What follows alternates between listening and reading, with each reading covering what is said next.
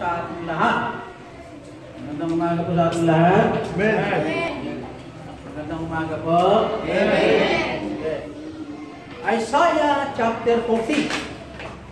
Sa libro ni Isaiah, chapter 40, verse 3.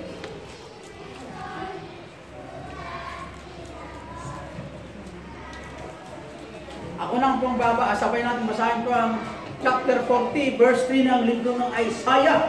Ang sabi po ng Isaiah sa verse 3, chapter 40, ay sabay natin pong basahin. Yung walang Bible po ay bigyan sila ng Bible.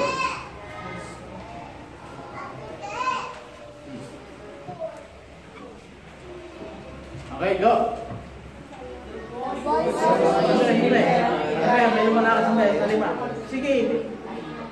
Magsi tayo lahat. Magsi tayo at basahin natin ang ating Bible. Go.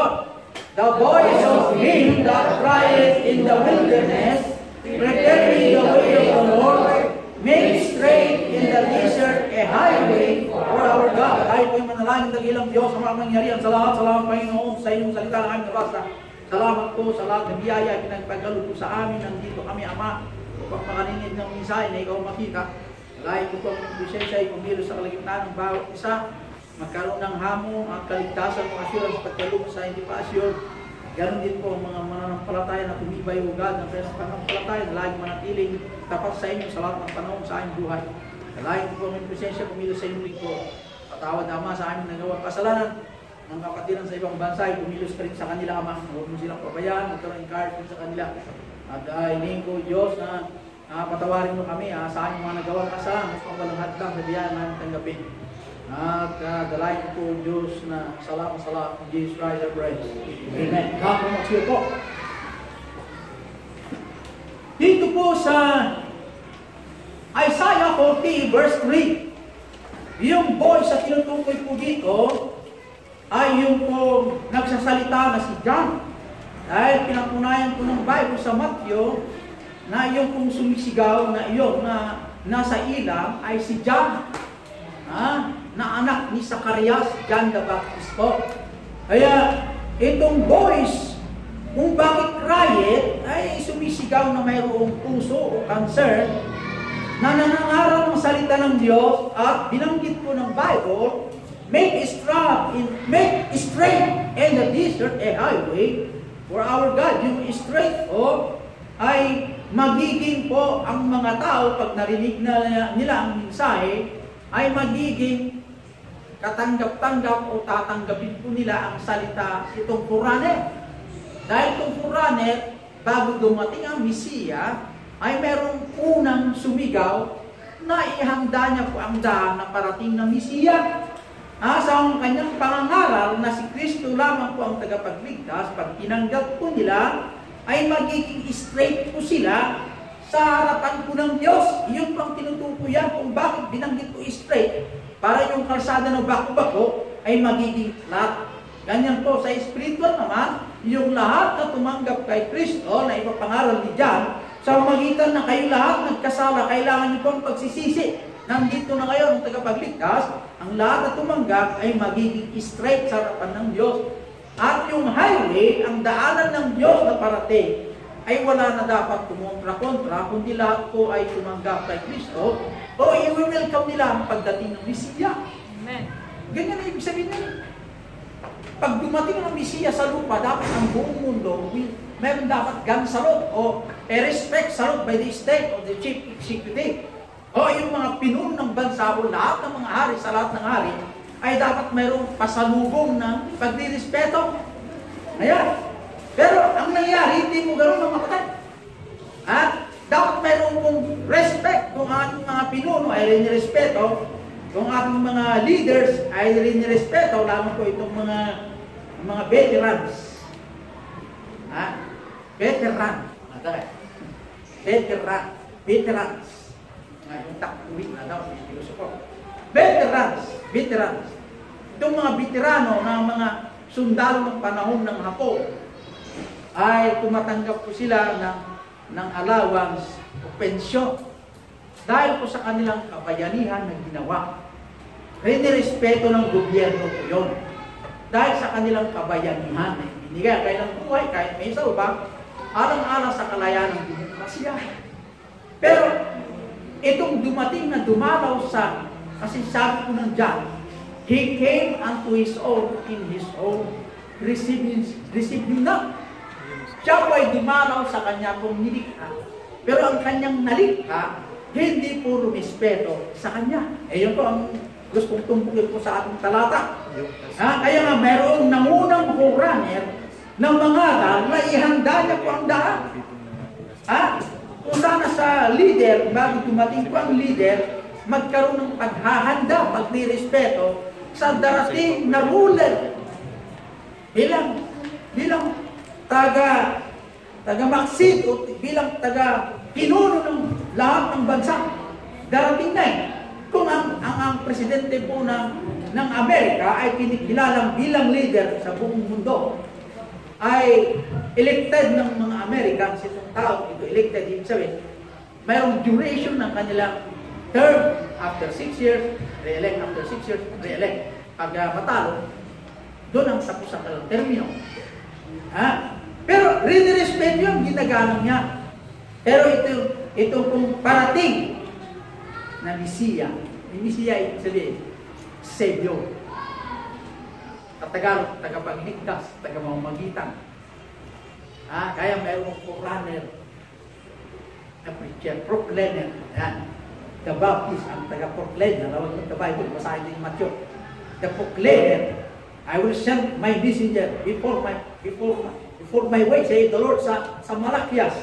Maliwanag ko doon na si John po ang tinutukoy, yun na pinakapan po ni Matthew. Tinumbok doon ang pangalan ni John, nakalista po doon. Kaya, dito sa lupa naman, sa Psalm 14 verse 1 to 3, Psalm 14. Ano ang kalagayan ng lupa noong panahon ni John na dumating po na ipinapangaral ng Mesiya na ayon sa Psalm 14. Buksan natin, open with me your Bible sa Psalm 14. Magbasa tayo ng Bible ngayon, mga kapatid. Psalm 14, 1-4, verse 1-3. The fool hath said in his heart, there is no God. Yung tinutukoy ng fool, yung mang-mang. Yun ay foolish. Mang-mang na tao. At sinabi niya sa kanyang puso, walang Diyos. They are corrupt, they have done abomination. Works, there is none that do it good. The Lord looked down from heaven upon the children of men to see if there were any that did understand and seek God. Ang Diyos o Panginoon nasa taas, tinitingnan niya po ang mga tao sa lupa upang titingnan po kung mayroong magkaintindi at hanapin ang Diyos. Ang sabi ng 3, verse 3 po ng 14, they are all gone aside, they are all together become filthy. There is none that do it good. So, maliwanag po. There is no God. Iyon po sa panig ng mga tao sa lupa. Ano ba? They are corrupt. Papahamak na sila. Corrupt. They have done abominable. Ibig sabihin, kasuklam-suklam ang kanilang ginawa. Anak, asawain yung nanay. Nanay, asawain niyo po yung kapatid. Ganyan, corrupt. There is none. Abominable po yan, kasuklam-suklam. Kapatid, nasawa yung kapatid niya. Kasuklam-suklam yan. There is none that do it good. Sabi ko ng Bible. Wala akong makagawa ng mabuti sa tao sa lupa. Nung tinignan ng Diyos, ito ang kanyang natagpuan. They are all gone aside. Sila po yung lumayo lahat. Sabi ko ng Bible. Sa verse 3. They are all together become filthy. Lahat po sila ay nagkakaisa. Nakahalay-halay sa harapan ng Diyos. There is none that do it good, do not want, say the Lord. Wala pong makagawa ng mabuti kahit isa. Hello? Maliwanag po yan. Ito ang kalagayan ng mga tao sa lupa. Noong nangaral si John, panahunan ni John. Ang malungkot, mayroon pa rin hanggang ngayon yung ganitong ugali ng sanlibutan. Ang sabi po ng Bible, remember, God, pinaalaala na sa atin ng Diyos. Nang sabi niya, remember, sa verse 6, all flesh is grass, and all the goodliness thereof is as a flower of this field.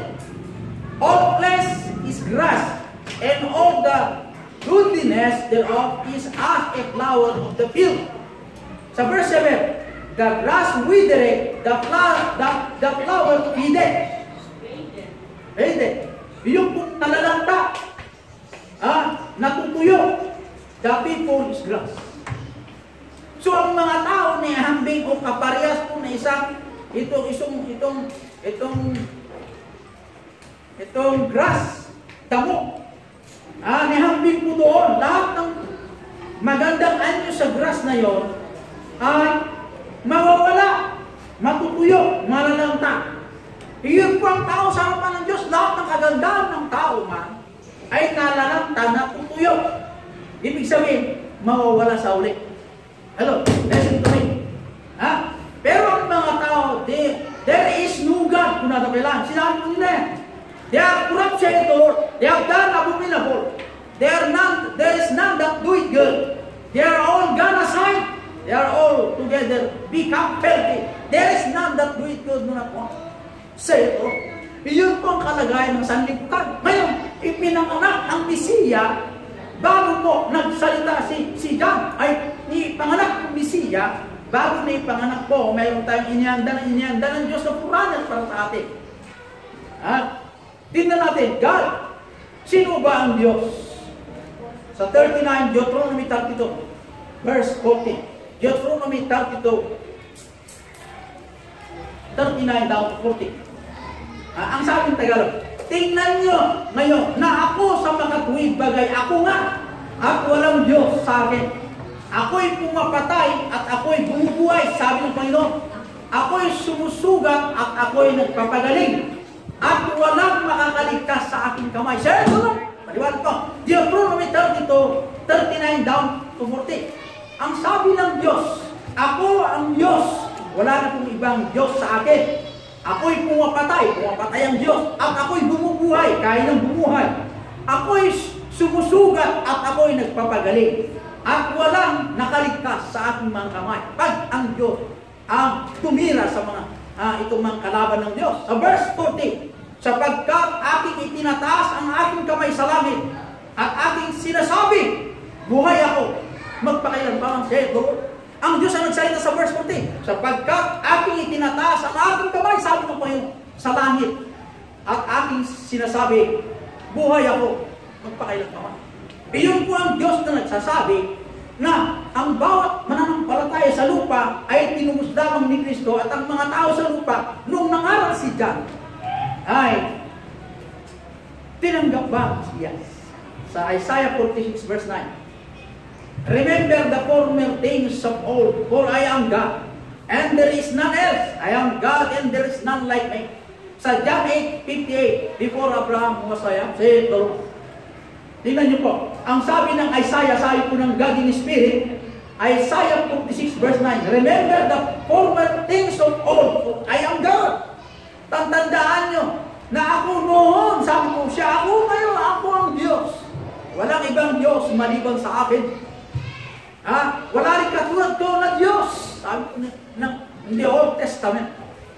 Pero sinabi ng John 8:58, sabi ni Jesus Christ, before Abraham was I am. Sinong salita niya? Si Jesus Christ. Bago si Abraham, nandun na ako. Kaya nagkaroon ng debate itong mga Hudyo. Wala ka pang 50 ng edad eh. Nakita mo si Abraham eh. Si Abraham, matagal ng patay. Sabi ni Jesus Christ, Abraham was si Diyos. Nagalak si Abraham, nakita niya ang aking araw. Sabi itong mga Hudyo, wala pang 50 ng edad nito. Nakita mo si Abraham, matagal ng patay si Abraham. Sabi, bago si Abraham, ay nandun ako at nagalak pa si Abraham, makita niyo yung araw niya. Sino kayo nitong tao ito? Iyon po ang naipanganak na Mesiya, naipanganak bilang ating the Christ coming was announced by Abraham sa Mark chapter 1, 1-3. Unang utos. Psalm 2:7. Psalm 2:7. God declared him to be His Son. Unang puntos. Unang puntos. God declared him to be His Son.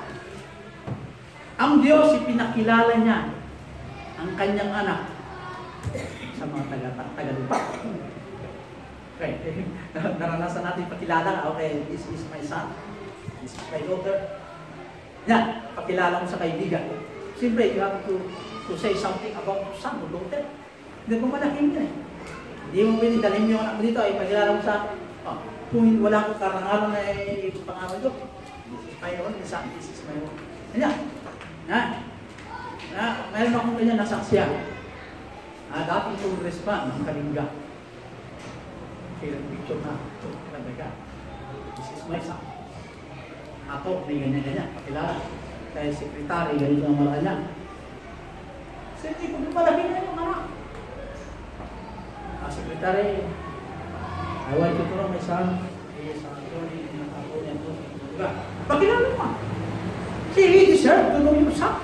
And the son deserved to know the secretary. Pero God declared him to be His son. God, niya ako just very proud. Pagkilala niya ang kanyang anak sa mga tao sa lupa.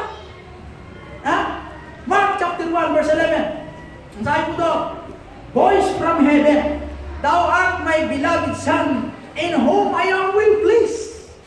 Ikaw ang aking sinisintang anak, na lubos kong kinalulugdan. Nalulugod ang ama sa kanyang anak. Yun ang boses mula sa langit na narinig ng taga-lupa. Kaya ito si God the Father, pinapakilala niya ang kanyang anak sa atin. Ang mahirap dyan, yung si God the Father na nagsalita, na ako ang Diyos, itinaas ko ang aking kamay. At ako ay mabubuhay mo pa kailan pa ma'am. Yun ko ang Diyos sa salita. This is my only begotten son. Sa Lucas 2:7, and she brought forth his firstborn son, and wrapped him in his swaddling clothes, and laid him in a manger, because there was no room for them in the inn. Lucas 2:7. Yung firstborn na unang ipinanganak na lalaki ay nabalot po ng lambing at ipinahiga sa isang sabsaban dahil walang bakante na room sa mga inn, yung mga hotel o yung mga tirahan na inuupahan, walang bakante sa kanila. Samantalang pinakilala ng this is my only begotten son. Sino ba yung ama? Binasa natin kayo. Anong kalagayan ng tao? Alaman niyo pa. Kapanganakan pa lang. Hindi na welcome. Walang bakante na room sa kanya. Ang mahirap kung mayroong Kristiyano ngayon sa atin, wala rin bakante sa ating puso o walang lugar ni Kristo sa ating puso. Walang lugar, pastor. Walang lugar sa ating puso. Ang mayroon ay pera, ang mayroon ay iglesia, ang mayroon po ay ginto, ang mayroon po ay yung pangarap ko sa buhay. Walang panahon si Kristo sa atin. Ngayon niya sabi, punta ka sa mahirap, busy ako. Pero nagsisimpa rin. She brought forth her firstborn son. Nung sikat ni ama, ikaw ang tatay, nakikita mo yung anak mo. Meron bang room ako, pwedeng mga anak ang aking asawa? O wala akong bakante? Sabi ko yung manager ng mga hotel, o pati wala. Pumunta sa ibang room na, meron bang bakante kasi mga anak kasi mali. Walang bakante, puno na. Wala bang bakante? Wala po. Ay, mga anak na. Ay, nanay na, naghanap si Joseph, si Jose ng lugar na doon mga anak si Maria. Ayan na, sana yun. O yan, ayan na. O, iyan ang sampo na, ayan, para makita natin. Bakit may garami-garami? Kasi tirahan ng mga hayop kung saan ipinanganak si, ano pinanganak ito? Savior. Very proud ang ama. This is my only begotten son in whom I am well pleased. Very proud pa. Pero nangyari, There is no room for them in the inn. Pangatlo, the angel announced, ang mga angeles, for unto you is born this day in the city of David a Savior, which is Christ the Lord. Pati mga angeles ay nagsalita na rin. Saan sinabi? Yung papasko na nandoon, yung nag-aalaga ng mga hayop. For unto you is born this day in the city of David a Savior. Sabi ng Old Testament sa Deuteronomy, wala pong Savior maliban sa akin, sabi ni God Father. There is no Savior beside me. Sino kayo ng Savior na tinutukoy dito? Yung pinanganak sa dear city of David. A Savior! O di tinutukoy niya, pumunta tayo sa Bethlehem. Yung pinanganak sa Bethlehem. O si Jesus Christ. Pag may mga araw si Jesus Christ, hindi Panginoon, hindi Diyos. Nakakaya yung outlet. Alam natin ang totoo. Yun yan. Hindi natin sinasabi sa kanila. God declared Him to be His Son. Amen? Amen. Pangalawang puntos. Ay bago ang pangalawang puntos, tapusin natin yung unang puntos. Sa Lucas 2:11, for unto you is born this day in the city of David the Savior, which is Christ the Lord. Sa 13, chapter 2 ng Lucas, and suddenly there was the angel, a multitude of heavenly hosts, praising God and saying, glory to God in the highest, and on earth peace, goodwill toward men. Glory to God in the highest. Sinong umawit doon? Mga angel. Multitude of angels. Kaya di langit, mayroong choir. May tagapag-awit doon. Bumaba sila. Saan naman nanggaling yung mga angel? Kung di sa langit, wala namang tirahan sa lupay. And suddenly there was with the angel a multitude of the heavenly host. Heavenly host. Kakalangit na hukbok. Marami sila. Hukbok. Pag makita mo yung sinasabi, mga hukbo ng mga ako, ay marami. Isang platon, isang batalyon. Isang batalyon. Heavenly host. Praising God. And saying, sa verse 14, glory to God in the highest. Mga angel, gumagalang kung may respeto. Pero ang tao na katulad ng grass, damo, na natutuyo, na nasasalanta rin, o na nalalanta. Ibig sabihin, ang flower ay nalalanta, natutuyo, hindi magtatagal. Ganon din ang buhay ng tao sa lupa. Na ito pong mga tao, reject nila ang Mesiya. Pangalawang puntos. Matthew 17 verse 5. God commanded us to hear His Son. God commanded us to hear His Son. John 3:35. The Father loved the Son and had given all things into His Son. Ang Diyos Ama, mahal niya ang kanyang anak. At lahat ng mga bagay ibinigay sa kanyang kamay. Ganun na magmahal ang Diyos sa kanyang anak. Ibinigay niya lahat. Amen? God commanded us sa verse 36. He that believeth on the Son hath everlasting life. He that believeth not shall not see life. Ang sinumang sumampalataya sa anak, magkaroon ng buhay na walang hanggan. At ang sinumang hindi sumampalataya, hindi niya makita ang buhay. Kaya mismo lang po yung God commanded us to hear His Son. God introduced or declared His Son, Jesus Christ. The Son. Tingnan po yung Son. Sino ba yung Son?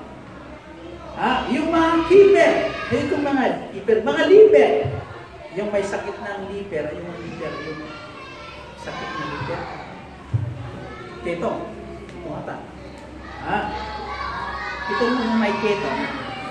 May sakit. Physical sakit. Marunong din silang sumamba. Matthew 8:2. The leper worship the Son. Matthew 8:2. Itong mga may sakit na keto, o itong may sakit na leper, ay sila po ay sumamba sa God the Son. Sa 8:2 ng Matthew. Matthew 2 verse 11. the wise men fell down in worship Him. Yung mga 3 wise men, sila po ay lumuhod at sinamba ang anak. Ganun pagkilala nila sa God the Son. Itong may panganak sa sabsaban. Sa Lucas 5:24, but that ye may know that the Son of Man hath power upon earth to forgive sin. 2 Chronicles 7:14. Lucas 5:24. Yung kung anak ng Diyos o anak ng tao, may kapangyarihan dito sa lupa na magpatawad ng kasalanan. Kaya ang sabi ng mga Hudyo, sino ba itong tao ito na pwedeng na magkaroon ng kapangyarihan na magpatawad ng kasalanan? Di ba lang ang Diyos ang pwedeng magpatawad ng kasalanan? Aba, sino ba itong tao ito? Ang sabi ni God the Father, This is my only begotten Son, in whom I am well pleased. Hear ye Him. Sabi ng God the Son, lahat ipinagkaloob ko sa Ama, sa lahat ng kapangyarihan nasa anak. Sabi ng anak, napatawad lang yung kasalanan, rejected by the Lord. And they believe not. Hindi sila naniwala. The word believe not. Na may kapangyarihan magpatawad ng kasalanan. And yet sabi ni God the Father, ang linaw naman ibinigay ni God the Father ang lahat ng kapangyarihan sa Kanya. At siya ngayon ay magpatawad ng kasalanan. Hindi naniwala ang tao. Sinubang tao. Amen? Kaya i-challenge yung members, marami pa rin buhay ng ganito ang turo. Ng kanilang turo, si Kristo ay hindi Diyos.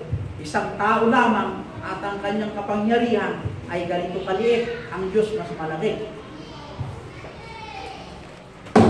Ang turo niya, mayroon pa rin hanggang ngayon.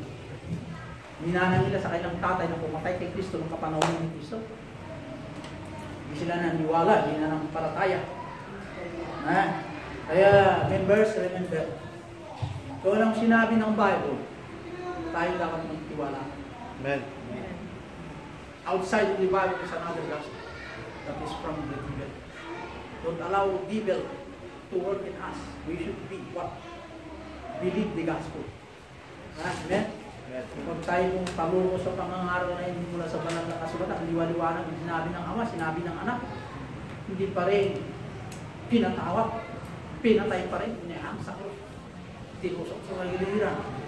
Imbis na gumanti ang anak, narinig pa natin sa Bible na sinasabi daw, sinabi, forgive them, Father. Kapatawaran pa ginawat sa atin. Kasi hindi nila alam ang kanilang ginagawa. Kapatawaran, forgive them, Father. Sinasaktan na, dumadanak ang dugo, dumadanak ang dugo, dumadanak ang dugo, dumadanak ang dugo, lahat dumadanak ang lahat ng kapwa. Ang sinigaw niya pa rin. Forgive them, Father. Yun pa lang nagmula sa bibig. Pero sa atin ginanyan ka lang kung marunong patawad. Dapat tayo mapagpatawad. Amen? Amen. Pagkagilang Panginoon, salamat po sa iyong salita. Nakaalala mo sa aming binisyonan po ang lahat ng karinyong minsay na magkaroon sa amin ang kapanganakan ni Kristo na mayroong layunin kung bakit siya itinangan. Dalayan mo po, Panginoon, na give us more encouragement to continue sa pananampalataya dito sa Gethsemane, mga members, at ito yung mga makarinig kong mag-isay sa ibang bansa. I pray, Father, nagbigay encouragement sa kanila to continue to serve. Salamat sa paalaala. In Jesus Christ, Amen. God bless.